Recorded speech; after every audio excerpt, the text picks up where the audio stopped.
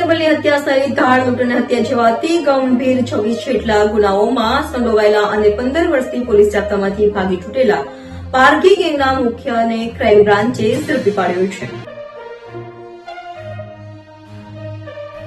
સુરતમાં ગુનાઓ આચરી નાસ્તા ફરતા આરોપીઓને ઝડપી પાડવા ક્રાઇમ બ્રાન્ચની ટીમ મેદાને છે. ત્યારે બાતમીના આધારે ક્રાઇમ બ્રાન્ચની ટીમે પોલીસ કોન્સ્ટેબલની હત્યા તથા ધાડ લૂંટ અને મર્ડર જેવા 26 જેટલા અતિ ગંભીર ગુનાઓ આચરનાર અને 30,000ના ઇનામી આરોપી એવા 15 વર્ષથી પોલીસ જાપ્તામાંથી ફરાર થયેલા પારગી ગેંગના મુખ્ય એવા પ્રભુદેવકા ભોસલેને ક્રાઇમ બ્રાન્ચની ટીમે ઝડપી પાડ્યો છે અને તેનો કબજો સચિન પોલીસને સોંપવાની તજવીજ હાથ ધરી હતી.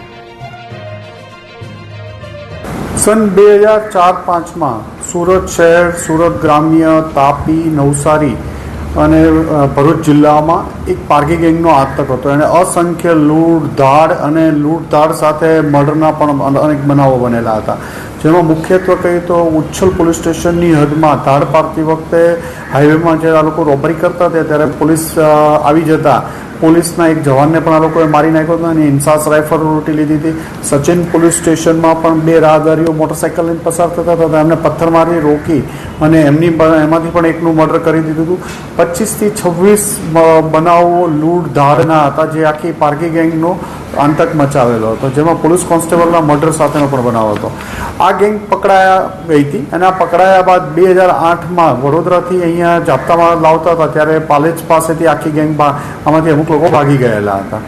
ફરીથી આમાંથી પકડાણા અને પકડાણા બાદ ફરીથી 2012માં સુરત લાજપોર જેલથી કોર્ટ લાવતા હતા ત્યારે સચિન વાંજ ગામ પાસેથી ફરીથી આમાંથી 4 ઇસમો ભાગી ગયા હતા. પોલીસ કમિશનર સાહેબોએ આવા જે ગંભીર બનાવોના વોન્ટેડ આરોપીઓ છે એને પકડી પાડવા માટે સ્પેશિયલ ટીમ બનાવી અને કામગીરી કરવાની સૂચના આપી હતી. જેના અનુસંધાને આ કેસમાં જે 15 વર્ષથી આ ગેંગના મુખ્ય સૂત્રધાર પ્રભુ ઉર્ફે રઘુનાથ દેવકા ભોસલે જે બુલદાણા જિલ્લાનો રહેવાસી છે અને બુલદાણાની બાજુમાં એનું ગામ છે, અમરાપુર તાલુકા પોલીસ સ્ટેશન હદમાં. સુરત ક્રાઇમની ટીમ ટેકનિકલ હ્યુમન ઇન્ટેલિજન્સની ઘણા સમયથી મહેનત કરતી હતી. એમના જૂના સ્ટેટમેન્ટો, એમના જેલમાં મળવા આવનારા અલગ લોકોની તપાસ દરમિયાન કંઈ ફળદાયક હકીકત નથી મળી, પણ ક્રાઇમ બ્રાન્ચની ટીમે સતત 4-5 મહિના સુધી આમાં લાગેલા રહ્યા હતા અને છેલ્લા 3 માસથી બુલદાણા જઈ વારંવાર પોલીસની ટીમ દ્વારા ત્યાં એની સાથે કામ કરતા પારગી ગેંગના અન્ય લોકો સાથે પણ મજૂરી કામમાં પણ 2-3 દિવસ સુધી પેલા સાથે રહી અને માહિતી એવી મળી હતી કે જાન્યુઆરી-ફેબ્રુઆરીમાં દર વર્ષે આવતો હોય છે, બાકી ફોન અને એ યુઝ નથી કરતો. આ અનુસંધાને જાન્યુઆરીથી ફરીથી ક્રાઇમ બ્રાન્ચના police inspector Jayan Goswami, PSI Desani અને વાળાની ટીમ દ્વારા ફરીથી સતત પ્રયત્નશીલ હતા.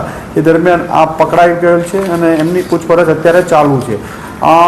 આ બનાવ પછી ભાગ્યા પછી એને પોતાના ગામ આવે ત્યારે પણ 3 થી 4 દિવસ જ રહેતો હતો. ફોન આજની તારીખ સુધી એ લોકોએ વાપરવાના બંધ કરી દીધા છે. અલગ અલગ શહેરોમાં રહે છે, મજૂરી કરવાનું અત્યારે પ્રાથમિક દ્રષ્ટિએ જણાવે છે. બ્રિજ કે એની નીચે સૂઈ જવાનું, ફેમિલી સાથે રખડતા રહેવાનું, એ એની સ્ટોરી છે. પણ જ્યારે આ પાર્ટી ગેંગ પકડાયેલી ત્યારે એમનો ખૂબ આતંક હતો. આના ઉપર રાજ્ય સરકાર દ્વારા 30,000 રૂપિયાનું ઇનામ પણ આના ઉપર રાખવામાં આવેલું હતું. એમના 26 ગુનાનું લિસ્ટ જોશો તો પણ એક અંદાજ આવશે કે કેટલા ખૂંખાર આરોપી હતા.